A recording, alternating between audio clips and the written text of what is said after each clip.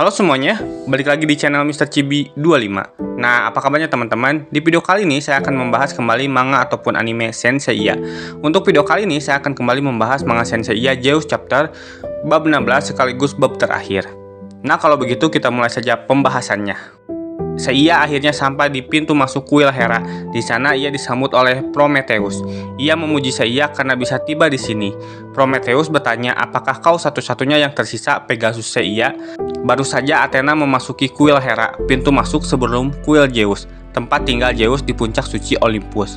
Saat ini Ratu Hera mungkin menggunakan tangannya sendiri untuk mengambil nyawa Athena. Hentikan perjuangan sia-siamu. Seiya menolak untuk mendengarkan Prometheus. Ia tidak punya waktu untuk menjadi lawannya. Tiba-tiba Marin datang untuk membantu Seiya. Ia menyuruh menyerahkan Prometheus kepada Marin. Marin lalu menunjukkan wajah aslinya kepada Seiya. Seiya kaget melihatnya. Ia memberitahu Seiya bahwa ia adalah Messenger Rose, prajurit langit yang melayani Dewi Surga Minelda. Prometheus mengatakan, kamu berani mengikuti Athena, padahal kamu seharusnya melayani 300 surga. Kau melawan kehendak surga dan menjadi pengkhianat.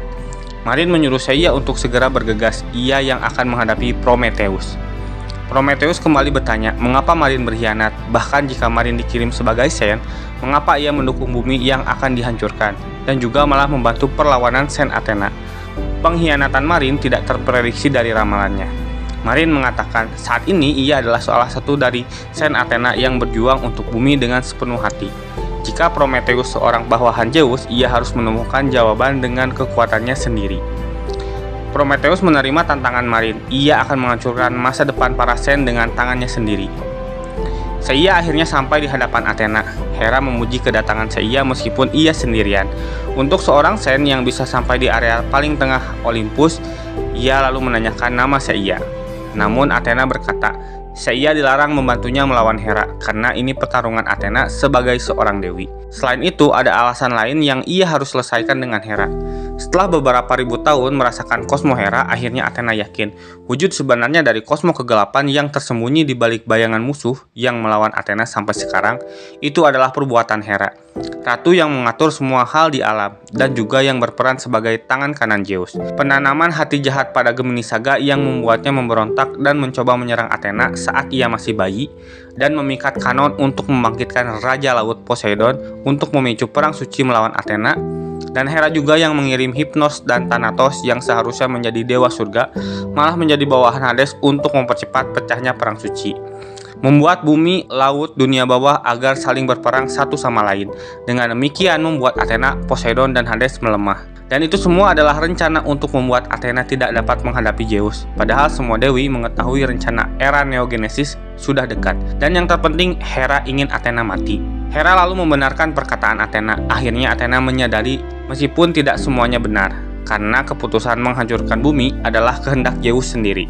Athena harus tahu di antara dewa Olympus hanya Zeus yang dapat menunjukkan kehendak dewa, kekuatan pendorong era Neogenesis. Athena harus mempercayainya karena Zeus yang maha pengasih memutuskan untuk menghancurkan seluruh dunia.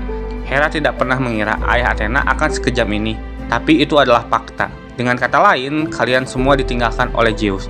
Setidaknya biarkan Hera membimbing Athena menuju kematian.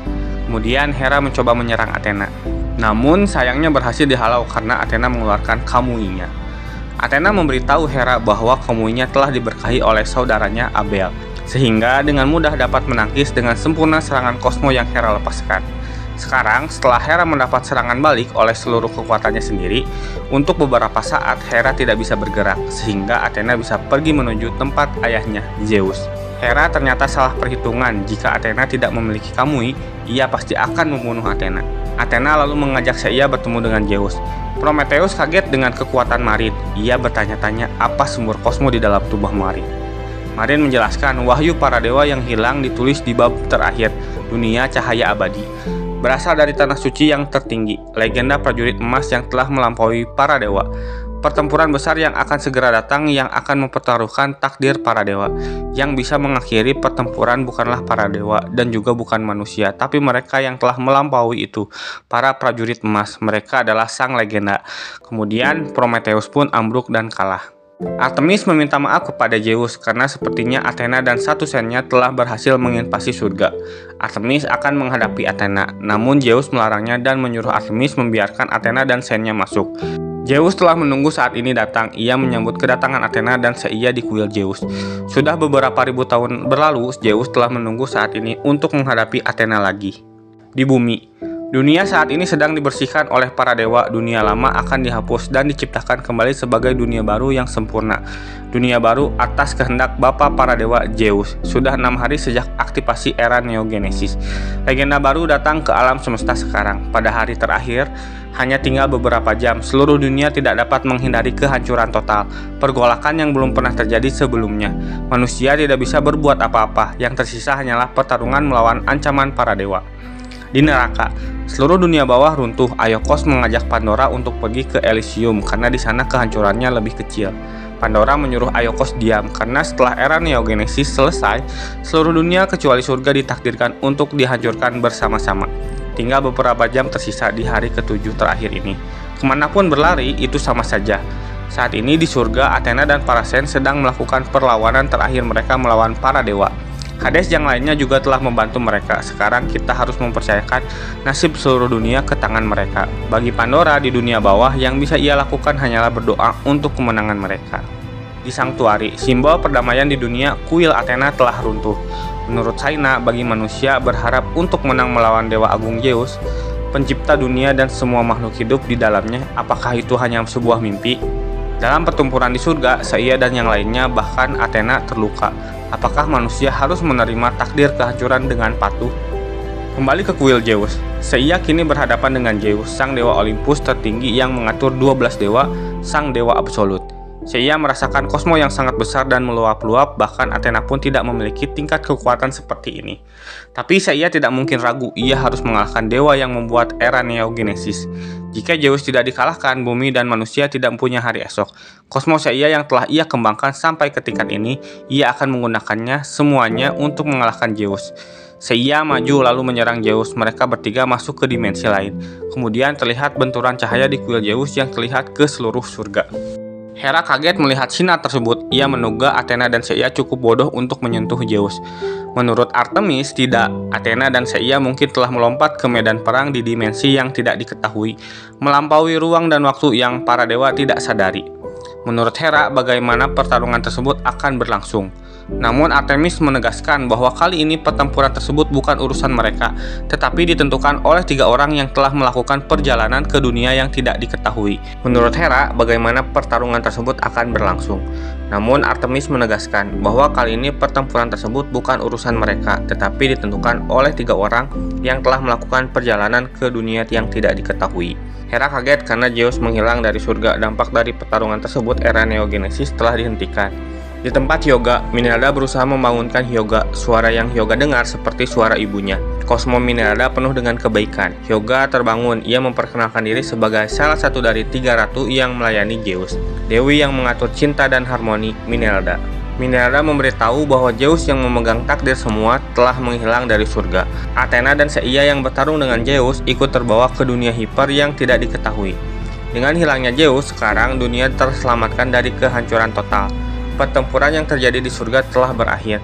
Minelda meminta tolong para sen yang tersisa harus kembali ke rumahnya di bumi. Hyuga menolak karena ia tidak bisa membiarkan Seia, saudara konstelasinya, mati begitu saja tanpa bantuan.